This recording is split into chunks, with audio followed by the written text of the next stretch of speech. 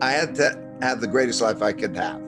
So I have a little bit of a taste of adventure. So how would you cross that jungle? And what I learned was that the best way to cross that jungle would be with a team of people who I cared about, they cared about with me, who could see things that I couldn't see, and I could see things that they couldn't see. And that way you could be effective together. And so that's what I did. That's how it worked. And what I also learned through that thing is, like, I don't want to get out of the jungle. I don't want to get to the other side, because the actual act of being in it with them and to do those things is itself rewarding. So I'm confident that I wouldn't have learned that if I didn't have that kind of experience. So you're still in the jungle today? Yeah, I'm in my jungle. But my jungle, everyone's jungle is a life arc. There's a life arc, right? You have to recognize the life arc.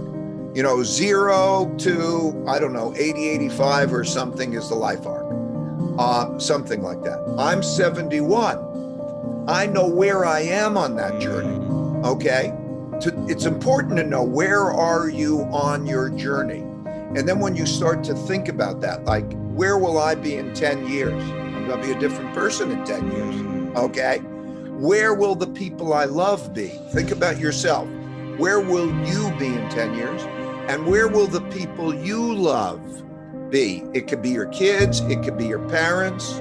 Where will they be? And what will their experiences and the journey that they're going through and you're going through? And this script in the journey, by the way, is pretty well known, right?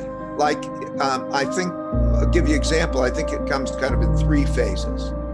The first phase is when you're dependent on others and, you're learning, okay?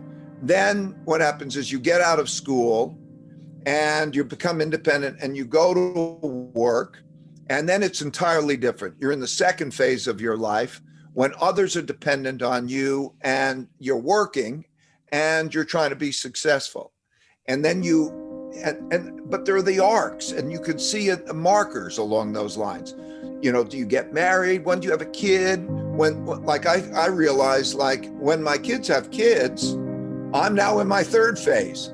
Okay, so you see these things, and so you have to see that. So what I want at this phase of my life, at 71, I'm in transition from my second phase, in which I've worked and I've won and I've played, it's like had my battles and it was great and so on. And now I'm in a mission to pass along the things that were valuable to me. I want to pass them along to others. And then I'm going to go quiet. And then I'm in that other phase, but you learn things. And so this is kind of a mentor, pass it along phase. How do you stay confident in transition from kind of one identity to a new identity? That's something new, that's something unknown, whether it be in your personal transition life or in the financial world where things are unknown, things are transitioning, or it might seem like it. How do you personally stay confident in the transition? First of all, you're really talking about comfort with ambiguity. Yeah. Okay. And the way that I feel it is, life is like an adventure. I mean, if you knew everything, it wouldn't be nearly as good, right? And so the ambiguity is part of it. It's part of the game. It's just the way it is. And then, so to then experience that and to know how to deal with ambiguity, because the same rules apply. Feel it. What's it like?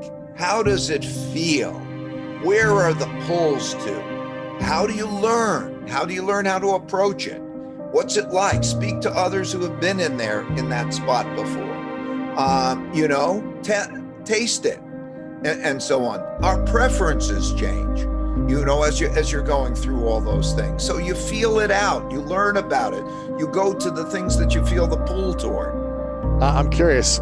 You have feelings you've been talking about for a few moments, but I know you're a very thoughtful human being. You create algorithms for your entire work, your team, everything is based on algorithms, kind of thoughts and ideas, but I'm hearing you say you're a deep feeler as well.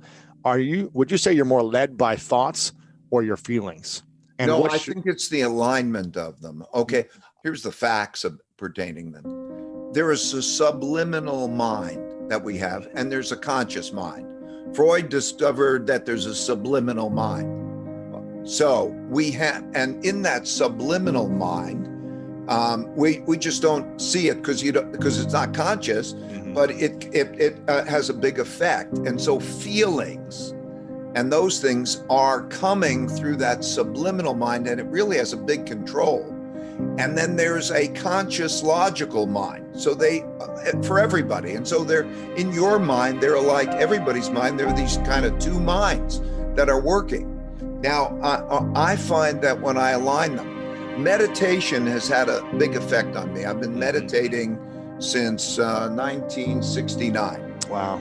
So for a long time, because what that does, literally, it's an exercise where you repeat a mantra, the sound, and then you lose sort of a consciousness and you go into the subconscious mind. But in any case, to reconcile feelings with thoughts, to recognize feelings with logic and align them, like each has to double check for me.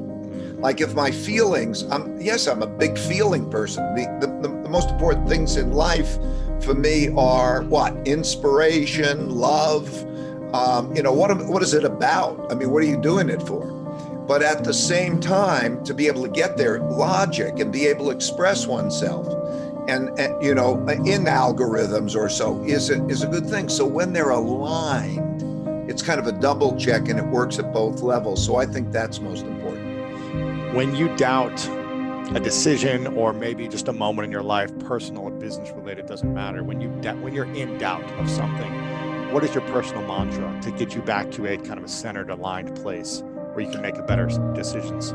Well, on the doubts, the question is always like, how big of a deal is it and what is the type of bet and so on. And, little doubts, okay, that's no big thing. Life and death decisions, those kinds of things, they're big, those are the big questions. And what I realize on those is doubting is part of that process. You can only be sure a certain amount. How do you get to the best triangulation? In other words, take in from the smartest people and your own thoughts and so on, so that you're making that, understand how reality works, and then try to make sure that none of your decisions are the ones that knock you out of the game. In other words, like I've got an expression for people who work for me: you can scratch the car, but you can't total the car. You could. So realize, okay, you don't win it all. You make your best bets, but don't have the one. So you have to eliminate the killer ones, because you have enough killer ones, and odds are one of them is going to get you. Right. So I approach it basically that way. Try to make the diversification, try not to have any killer, eliminate all of those that are unacceptable, and then go for the upside and doubt. But, I'm used to doubt. I doubt, there's everything. Every time you put on a position in the markets, for example, I am never sure it would be easy if I knew. So there's a lot of doubt. Right. So doubt is part of it, but don't put yourself in a position that you can have unacceptable. Where you go broke. Being banged around a little bit is okay. Yeah. Right. Okay. So how do you have confidence when you're doubting yourself and you're like, I think this is going to do well based on all the math and historical evidence and feelings? How do you have confidence when you place that bet? I have enough bets that I make the bet so that no one of them, I won't allow anyone that'll kill me. Right. And then I raise, and I'll typically only want to make bets that I feel good about, and I will have them stress tested, my bets, by having other people stress tested.